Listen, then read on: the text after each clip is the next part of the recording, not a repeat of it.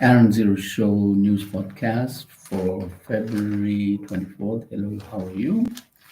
And of course, one of the main stories was the cricket match victory that India had over Pakistan yesterday in Dubai. India beat Pakistan by 6 wickets with a thrilling century, 100 runs by Virat Kohli, who was the kingmaker. The King Kohli returns as India outpunch Pak and hyped as the biggest match of the Champions Trophy. Uh, Turned out to be an anticlimax with Rahul's Rohit's boys catering to a 6 wicket win.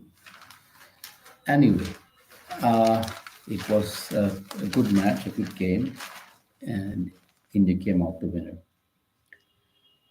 In other local news, the AAP government has left entire exchequer empty, according to Rekha Gupta, who is the New Delhi chief minister.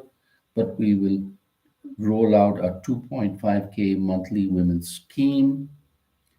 And another woman is leading the opposition in Delhi, gets India's first woman leader of opposition, that is Atishi, who belongs to the AAP party. And in other international news, Zelensky says he will immediately quit as Ukraine's president in exchange for country gaining NATO membership. If there is peace for Ukraine, if you really need me to leave, I am ready. I can exchange it for NATO. So he would be ready to step down. And according to Italian Prime Minister Meloni, Trump and Modi are shaping global trend, and she slams left's double standards. I don't know what those are. And an American Airlines New York JFK Delhi nonstop diverted to Rome following a bomb threat on the flight, and it had taken off from JFK and it turned back towards Europe. And Pakistan and Bangladesh have resumed direct trade for the first time since 1971 separation, with first government-approved cargo departing from Port Qasim. And Bangladesh's interim leader, Mohammad Yunus, has invited Elon Musk to come to Bangladesh and launch the Starlink satellite service in the country in 90 days. So Mr. Yunus is trying to cozy up to all kinds of people. And then what do we have here? In financial news, outflows from FI2s touch 1.1 lakh crore in 2025. Continued selling leads to 4-point decline in Nifty year to date, put pressure on the rupee. And US reciprocal tariffs may hit exports of India made iPhones and auto parts. And Apple's shipment to the US are estimated at 8-9 billion in 2024-25. It is increasingly using its India factories to produce massively for the US and reach the US with zero duty, making it a profitable deal for Apple. Samsung and Motorola are also shipping India-made devices to the US. The whole business case for export of smartphones to US will get disrupted. Auto component exports to US are estimated around 7 billion for current financial year. Saving graces, we are just about 7 billion to over 300 billion worth of component imports that the US carries out. Then India UK trade focus on Scotch and visas. And Indian exports, top exports to UK are textiles, electrical machinery, reactors, batteries, oil products, and pharma. And top exports from UK are parts, pearls, precious and semi-precious stones, machinery, reactors, boilers, iron, steel, electrical machinery.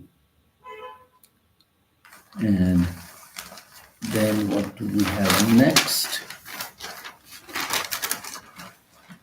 With fund flow assurance, DJP projects 100-day Yamuna plan, focus on minimizing discharge of untreated sewage into the river. This is for what the New Delhi government approaches and proposes.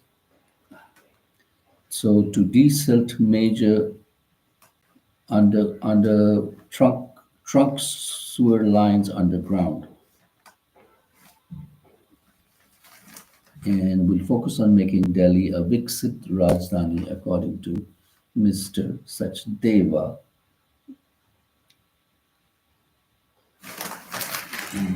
And what do we have here in international news?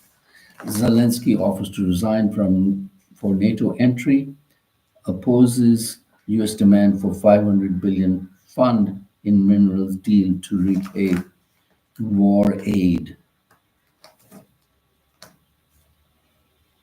And there was a record drone strike on Ukraine on eve of war anniversary, launched 267 strike drones to Ukraine overnight on Sunday.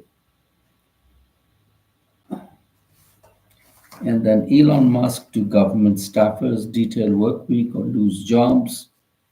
And a senator in the US government has said that Mr. Musk has no right to do that because he's not elected official, so he cannot dictate all these kind of demands.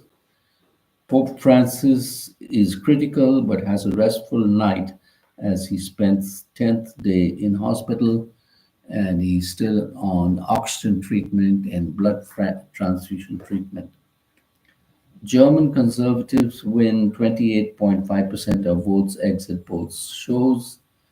AFD set for second spot, posts its best result at 20%. The next chancellor would be the Christian Democratic leader, Friedrich Merz,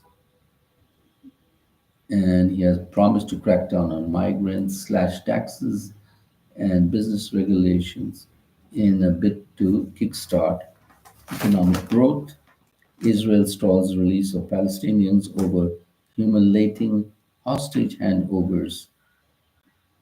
And Israel troops to stay on in West Bank for a year, which is actually illegal because they're not supposed to be there at all.